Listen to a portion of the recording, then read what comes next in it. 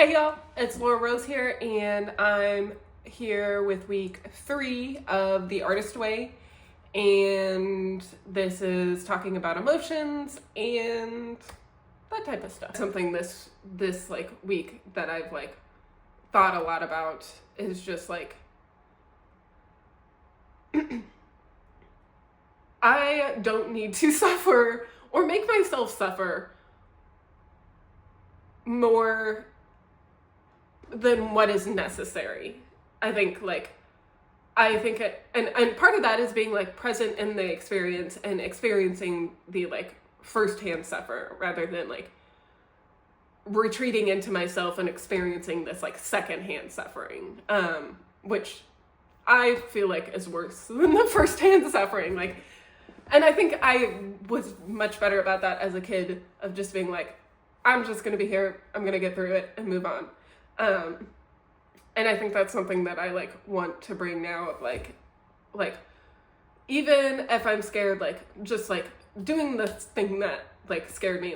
One of the things I said when I first started doing theater was I liked doing theater because it made me so fucking nervous. I had major stage fright as a kid, and I did not want to be perceived. And so I feel like it was my opportunity to confront that fear in a controlled way, or a way that I liked and I was comfortable with. And at the end of the day, I liked the community and I liked the process and I liked performing. And most of the time, our theater program would have we'd have maybe one performance, if not a weekend where it'd be Friday, Saturday of our performance. So it wasn't we were doing runs of shows. So it really was very process oriented, because it was just you guys want to do this, so we're going to try to make this happen, versus we've got to have a great program at the end of this, because there were no expectations for that, which I think made it a lot of fun and made it a really great place for play and experiment. And I think just the personality of my community did not allow for that in a whole lot of spaces. And so it was a really beautiful moment where people were trying out a lot of things. And so I guess with all these things, all this saying is I think I want, my goal moving forward through this process and just in life is one, understanding is this a fear because I'm scared of success, or I'm scared of what I'm gonna have to do? Is it a reasonable fear, or is this a fear? Is this just me not wanting to accept reality or accept what I want? And so I think moving forward, I really want to distinguish that and go for the things that where it's I'm just scared of success, but I really want this thing. Or I'm just scared of confronting these feelings, or confronting this aspect of the situation that makes me nervous, and pushing through that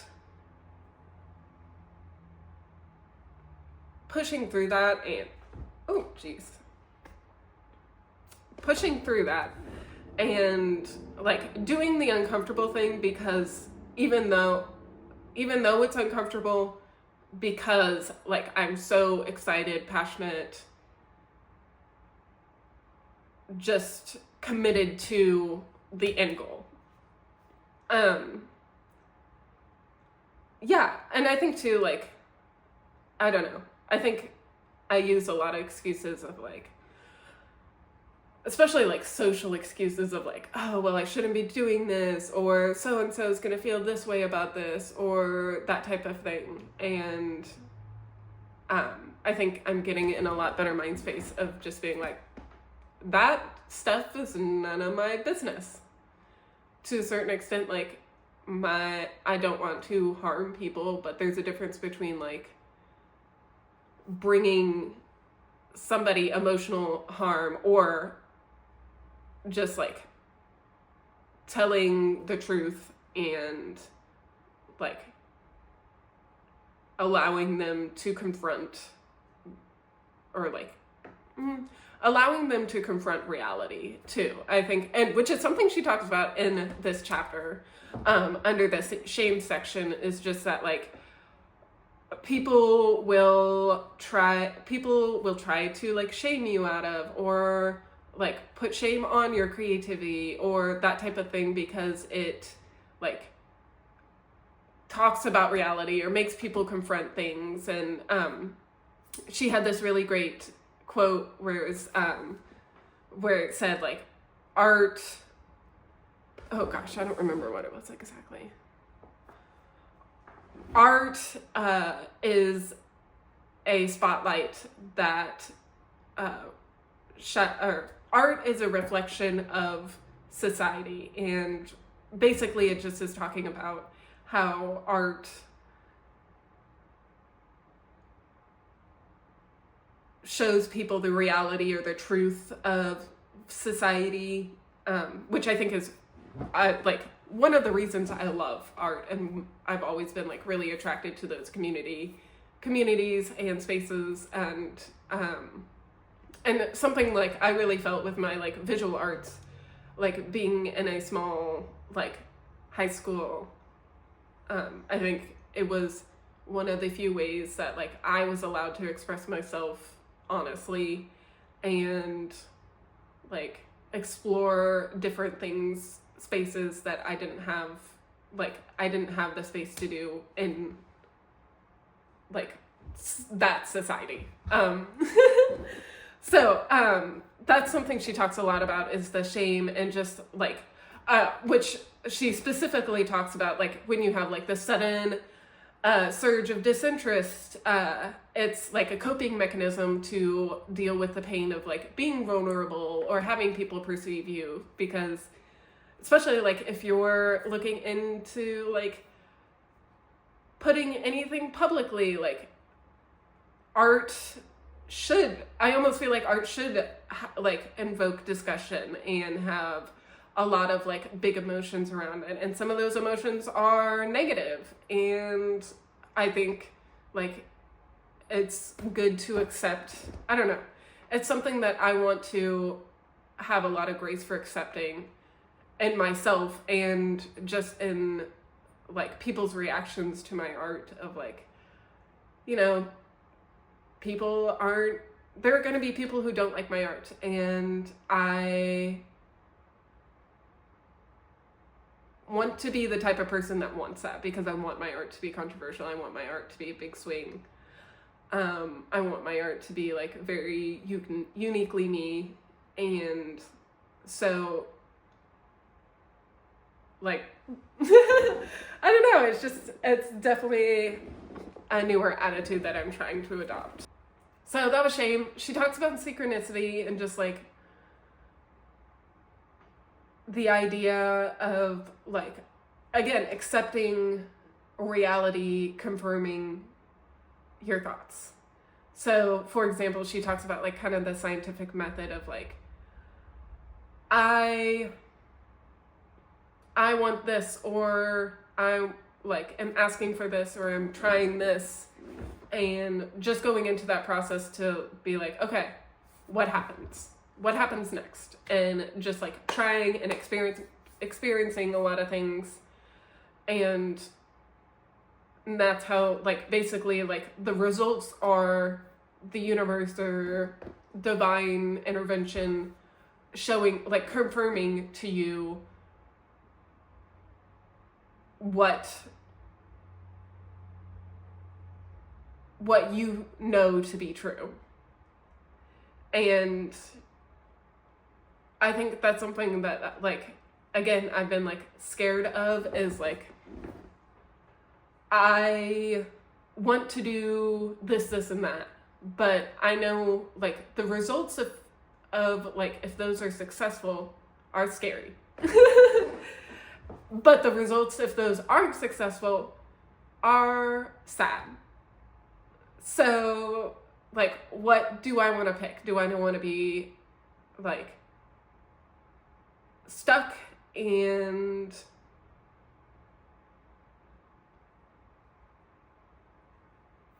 just not happy with my life or what I tried or what I feel like I could do, or like wanting to do the thing that I could do, or do I want to try the thing that I want to do? And there's no guarantee that it's going to be successful. So I don't know, maybe I just live my life and I try this thing and it doesn't work out, or it does work out, and I figure out how to deal with that. And I think too, like, it will confirm, like, I'm not so attached to like doing a specific thing in my life that I feel like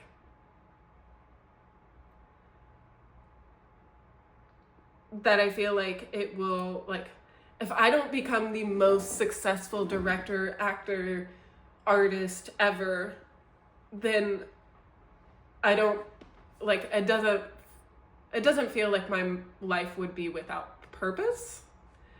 And I think that's part of like being detached and looking for like reality to confirm your feelings of like, okay, like, you know, maybe in 2 years I have like fallen in love with directing and that's just like what I want to do. I'm not so attached to like a specific path that I can't allow the universe to like show me like the way to go, or show me like, give me advice on like how to deal with things or work through things, or finding the right path, or allowing my creativity to come out. Like, I think being open to like confirmation, and it doesn't necessarily mean like, oh, a white butterfly comes by and confirms that like I'm on the right path or whatever. I think it can be just like, when you put out art, does a community confirm your feelings or relate to the art, or like, basically, do you build an audience? When you put out art, do you build an audience? Okay, well then that's probably like the right art for you. So I enjoyed that part, and I think it was like, especially too, like, I've been talking a lot about like with my family members about like nihilism and media and content, like movies, TV shows, etc. And I think like, I just want to, and I believe other people want to, of just like,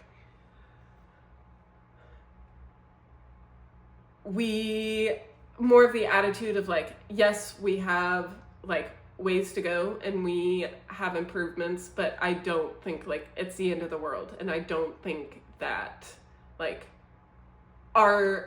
we and everybody as a society are just doomed at this point. Like, so I don't know. I think that's something that like, even within this chapter, that I felt like was a good like confirmation for me of feelings. And especially too, like throughout this whole book, I've definitely had like things where she's like specifically said, and I'm sure a lot of people do because it's not like super specific to me, but she'll have like very specific lines where I'm like, oh my god, Julia girl, you read me, you got me. So that's the main parts of that chapter, I guess. She talks about growth and just like being patient with yourself, because it's not like always linear. And and I think, again, something that I've like recently tried to come to terms with is just that like, rather than like thinking, even these like 4 years, like I've had moments where I've had like big jumps of growth. And then I've had like periods where like I just kind of stayed stagnant for a while. And like through that time where I was stagnant, I was like panicking because it was like, I'm not going anywhere, I'm not doing anything, I'm just throwing away my life. And and I think I need to move forward with seeing those like stagnant periods, or periods that I would have felt like are normally like stuck periods, of just like, this is time for me to rest, process, and integrate like the things that I have built on.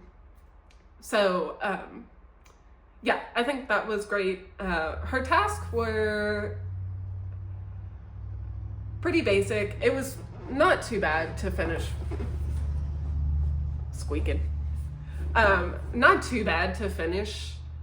The first one was detective work, and you just like finish the sentence. My favorite childhood toy was, and I said Polly Pockets because I'm a Polly Pocket girl. The other thing is describe 5 traits you like to see in yourself as a child, or you liked in yourself as a child. So one of mine was like being in love with the process and not concerned about the results. Whoop! Sorry. Being in love with the process and not concerned about the results. I think part of that was just like I was definitely in a discovery phase about like the arts and visual arts, and I just need to like stay in that discovery phase, and I was really good at that as a kid and kind of lost it during college, and I'm slowly getting it back. So 5 childhood accomplishments. Mine was, which I did take like art classes in like middle school and high school that were like public art experiences. So I would say it was good at building technique, but it was not good at building creativity. And even to a certain extent. And which I would say I had a better art education than a lot of like small town rural people. Especially when I went to like college, there were a lot of people who were like, yeah, I've never like thrown pottery, or I've never like woven a basket or stuff like that. And I'm like, well, I've done all those things, and I know what is for me and what is not for me. But one of the things I'm like really proud of myself is like I did like find the niches of art, that visual arts that I really did like, and I was good about like self-educating on those things. So 3 rotten habits, which don't have to be like too big or grand. Like mine was like overthinking and overcomplicating things. Don't put more energy into things than necessary. Job, people, etc. Like figure out, like obviously you want to give the right amount of energy and time into your relationships or like creative projects, but don't like, I think again, like don't make myself suffer more than I need to of like agonizing and overthinking and overanalyzing and just like making a big deal out of something that's really not. And so that was one of my 3 rotten habits. Find 3 nurturing friends, and then write a list of 5 people that you admire, 5 people that you secretly admire, and then 5 people that you are, that are dead. Sorry. 5 people that you admire that are dead. And then mark like shoulds, like what you felt like you should put down on the list and what you felt like was like your like true heart put that, like asked you to put that on the list. So one of the people that I said I admired was Chappell Roan. I love her media presence and like her personality of just kind of like, this is me, take it or leave it. These are my true thoughts, and you're either here for it or not. And I really admire that about her. Love, love, love her. And then my secretly admire, I put Seth Rogen just because like I don't necessarily want to be like so tied to weed. But I do love like those aspects of him, which ended up I marked him as a should, just because I feel like I definitely like I'm a stoner And he's somebody that like I've admired for a long time, of like being in a lot of different spaces, like acting and pottery and his whole like the graphic design branding aspect of Houseplant is just fantastic. But I feel like a lot of the reasons I'm into him, which I am into him, but I think some of those are just like he's just good at what he does and he's talented, so I feel like I should be into him, you know? Versus like Chappell Roan is like somebody who's a little bit more controversial. But like my heart is just like all in with her. So that would be like a comparison of like somebody that I admire that I put down like from my heart, and then somebody that I admire that I feel like I should put down. And I think that's it. Hopefully I can get this down to 20 minutes. I definitely talked way more and did a lot of rambling.